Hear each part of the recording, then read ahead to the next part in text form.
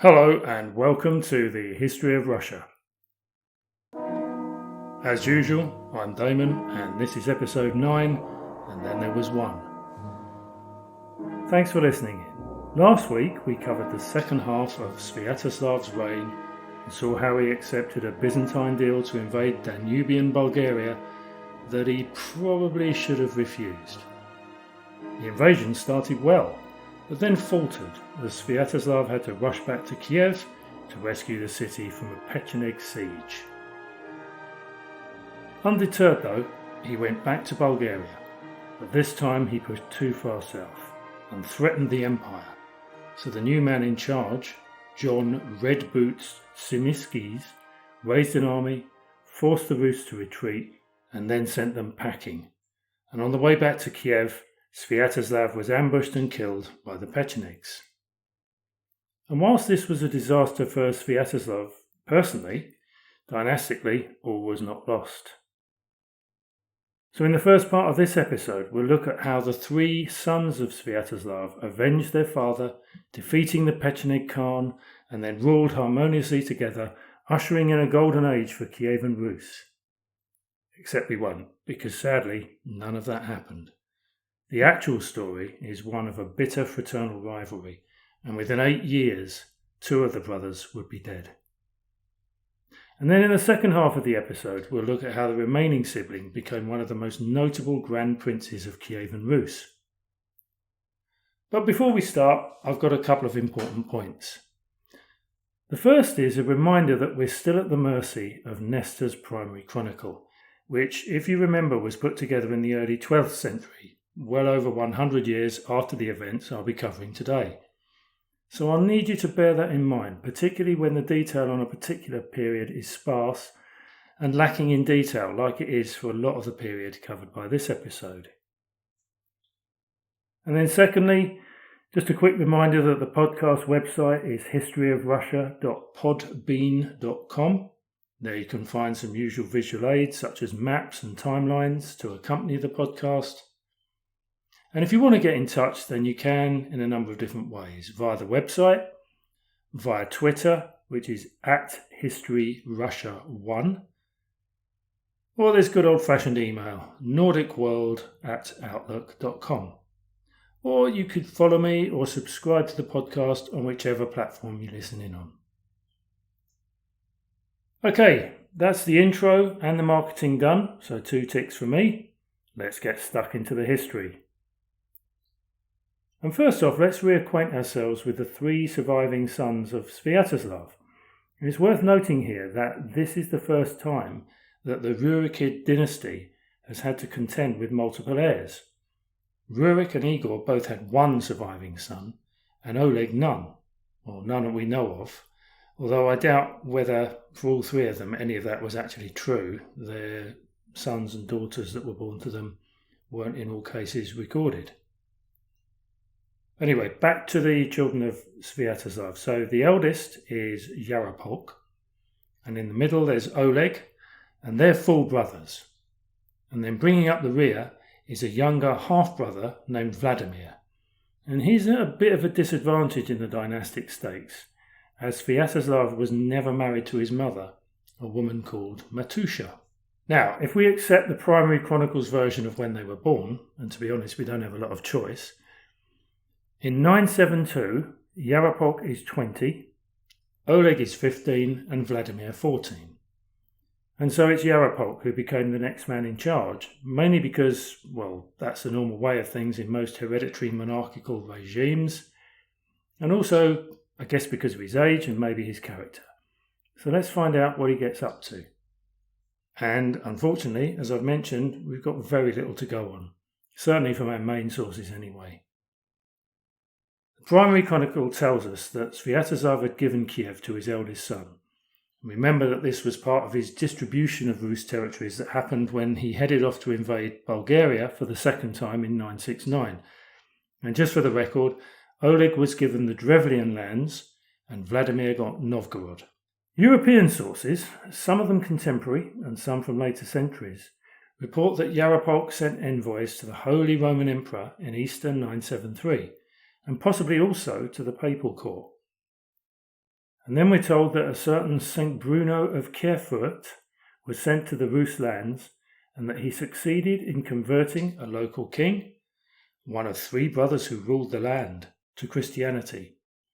So this was likely to have been Yaropolk, as yet another source points to the fact that he went through a preliminary type of baptism. But how true this is, we don't know. Then at some point in the mid-970s, we get a strong sense that all is not well with the Rus, as a simmering rivalry between the 3 brothers, but initially just Yaropolk and Oleg, breaks out into a full-on civil war. According to one chronicle, in either 976 or 977, Yaropolk's brother Oleg killed a certain Liut, who was the son of Yaropolk's chief advisor and military commander Sveneld. Now, we met a Sveneld last week, and I'm not sure if this is the same Sveneld who tried to advise Sviatoslav to avoid the Dnieper raids just before the Pechenegs caught up with him. But whoever he was, he demanded that something be done about his son's murder. And so, believing that revenge is a dish best served red hot, Yaropolk went to war against his brother Oleg and killed him. And then, why stop there? Why not get rid of any semblance of fraternal interference and just clear the decks? So somewhat inevitably, Yaropolk's next move is to send a group of his men up to Novgorod to get rid of baby brother Vladimir. But they were just too late, because somehow Vladimir got to hear about Oleg's murder, and putting 2 and 2 together, he made a run for it and escaped. But I guess Yaropolk isn't too bothered. Oleg is dead, Vladimir is off the scene, and now we can get on and enjoy the trappings of being the sole man in charge. And whilst he's off doing that, let's turn our attention to Vladimir and try and find out exactly where he has disappeared to. The chronicles tell us that in 977, Vladimir fled to his, and I'm doing inverted commas here, kinsman, Håkon Sigurdsson, the ruler of Norway. Now, Håkon the Powerful, or Håkon the Bad, as he was known, had taken over in Norway by conspiring with Harald Bluetooth, the King of Denmark, to have the then ruler of Norway, Harald Greycloak, these names are just fantastic, murdered at some point in the early 970s. So Håkon is now the man in Norway, and the 19-year-old Vladimir persuades him to provide a small army so that he can cross back over to Rus territory and retake Novgorod. Now, why Harald does this is not explained, and even if he is Vladimir's kinsman, whatever that means in this instance, you have to wonder what was in it for him. Anyway, with his army now intact, in 978 or 980 according to some of the sources, Vladimir headed back to Rus territory, retook Novgorod, and then started on the long march down to Kiev. And we're told that he then takes 2 rather important towns on the way. Polotsk, where he kidnaps and marries a woman called Rogneda, who was at the time actually betrothed to Yaropolk, to take that brother, and then Smolensk.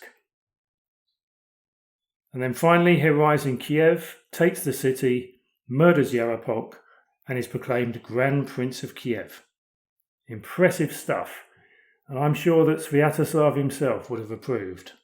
And he would have certainly approved of his son's next moves, because Vladimir undertook a splurge of territorial expansion, taking several towns from the Poles to his west in 981, subduing and or conquering a number of Slavic and Baltic tribes between 982 and 984, and undertaking a military campaign against the Volga Bulgars in the east in 985, establishing numerous fortresses and Rus colonies along the way. And just a quick point here, there's no mention of the Norwegians taking part in any of this activity. And so my assumption is that they were either packed off back to Harald with full wallets, or they were integrated into the main Rus army. Whatever the case, it's highly likely that they then slipped off to Constantinople, I nearly said Constantinople again, Constantinople a couple of years later, and joined the newly constituted Varangian Guard, which was the empire's elite fighting force. And in parallel with all of this military exertion, Vladimir also found time to concentrate on religious matters. Now, since Olga's time, Christianity had been slowly growing amongst the Rus. Nevertheless, it was still viewed as a fringe religion, particularly among the Kievan nobility, and Vladimir, like his father, was a fully paid-up pagan. So much so that the primary chronicle states that he had numerous wives and over 800 concubines. Yes, 800. The chronicle also notes that he built a pagan temple on a hill in Kiev, dedicated to 6 gods. He had Perun, who was the god of thunder and war, and who was a Norse god favoured by members of the prince's druzhina or retinue. The Slav gods Strybog and Dajdbog. Mokosh, a goddess representing Mother Nature, worshipped by the Finnish tribes, and Kroz and Simargal, who were both of Iranian origin. And it would appear that Vladimir is using this select pantheon to appeal to as many of the disparate peoples living under Rus hegemony as he can. Almost inevitably, though, this state-sponsored and nationalistic pagan hybrid leads to persecution of the Christians, and many of them either concealed their beliefs or thought it better to move out of Kiev altogether. But not all of them. Some remained and were caught up in periodic bouts of mob violence, injured and even killed, with 2 people, Fyodor and Ioan, going on to become the first Rus Christian martyrs. And something in all of this must have caused Vladimir to reflect, because Nestor tells us that soon after these incidents, in either 986 or 987, he sent learned men and envoys to study the religions of neighbouring nations and see whether their beliefs had any advantages to offer. And remember, a while back the Khazars were supposed to have done a similar kind of thing. When the envoys return, we get the following appraisals. Of the Muslim Bulgarians of the Volga, they reported, there is no gladness among them, but only sorrow. And they also stated that Islam was undesirable due to its taboo against alcoholic beverages and pork. And when Vladimir heard this, he is supposed to have remarked, "Drinking is the joy of all Rus. We cannot exist without that pleasure." Judaism was also given short shrift, as the general consensus was that the Jews' loss of Jerusalem was evidence that they had been abandoned by God. And similarly, Latin Christianity was rejected, as the envoys saw no beauty in the Western churches. However, when the envoys visited Constantinople, the full festival ritual of the Byzantine Church was set in motion to impress them. "We no longer knew whether we were in heaven or on earth," they gushed, describing a majestic divine liturgy in the Hagia Sophia. "Nor such beauty, and we know not how to tell of it." And of course, Vladimir was suitably impressed. But perhaps what happened next is the real reason that Eastern Orthodox Christianity was chosen as the state religion of the Kievan Rus. In 988, we find Vladimir in the Crimean Peninsula, doing a bit more territorial expansion, and having taken the town of Cherson from the Byzantines, he boldly negotiated for the hand of the Emperor Basil II's sister, Anna Porphyrogenita. And again, a bit of background here. Basil II was one of the child emperors that I mentioned in last week's episode, that had been pushed to one side by Nicephorus Phocas and John Redboots. But now he's the main man, and he'll continue to be the main man for many years and will go on to earn the sobriquet or nickname the Bulgar Slayer. Having said that, though, for the time being, he's got a few problems on the home front and he's having trouble asserting his authority. Anyway, leaving Basil's woes to one side just for a second, it's worth pointing out that never before had a Byzantine imperial princess, and certainly not one born in the purple, married a barbarian. But we're told that to seal the deal, Vladimir was baptized at Cherson and took the Christian name of Basil as a compliment to his new imperial brother-in-law. And this sacrament was followed by his wedding to Anna, and returning to Kiev in triumph, he destroyed the pagan monuments and established many churches, starting with a church dedicated to St. Basil and the Church of the Tithes in 989. However, and it's a big however, Arab sources tell a different story.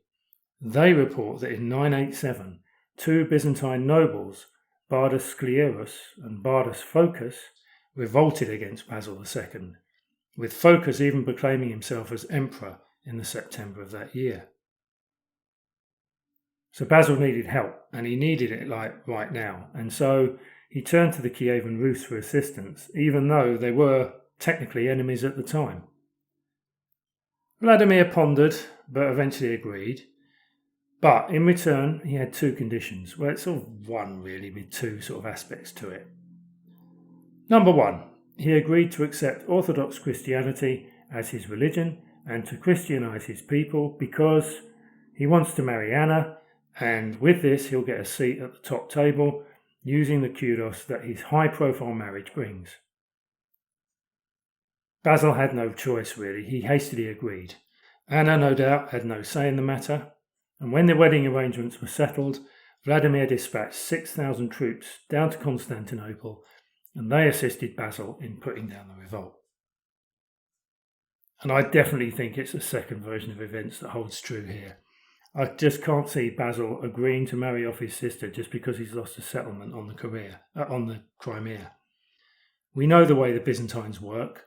They're dyed-in-the-wool diplomats and skilled negotiators, and in this case there would have to be a quid pro quo. Basil gets help in putting down a revolt, Vladimir gets to marry a Byzantine princess and move into the big leagues. And I'm pretty sure that his conversion to Eastern Orthodoxy and baptism is less to do with the which religion shall I follow lottery, favoured by the primary chronicle, and much more aligned with hard-nosed realpolitik. Anyway, whichever version of events holds true, Vladimir is now married to a Byzantine princess and has linked the Kievan Rus and their Russian, Ukrainian and Belarusian descendants forever with the world of Eastern Orthodox Christianity. Well, most of the descendants for most of the time. The primary chronicle then tells us that he formed a great council involving his nobles or boyars, and that's the first time we've heard it's either boyars or boyars, and put each of his 12 sons, and more of them a bit later, in charge of his subject principalities.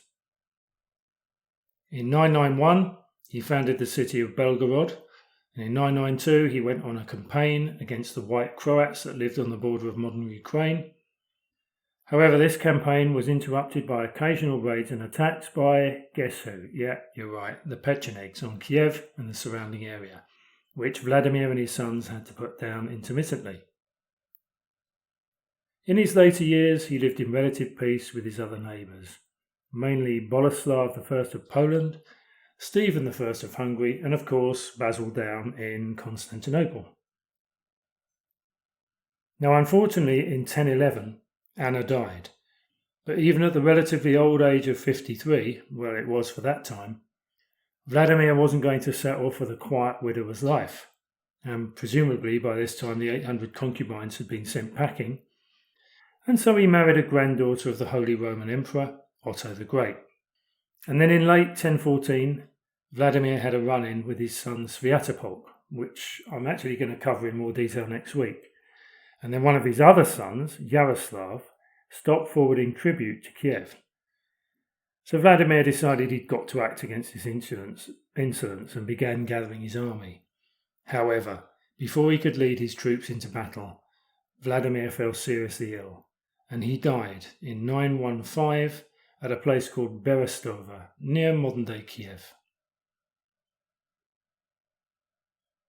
And so the great man is no more, but before I review his life and times and look upon his impact on the Rus, I just want to take a quick glimpse at his many wives and offspring because there are just so many of them, around a dozen sons and 6 daughters, and which in terms of the Rus rulers up to this point is certainly the exception.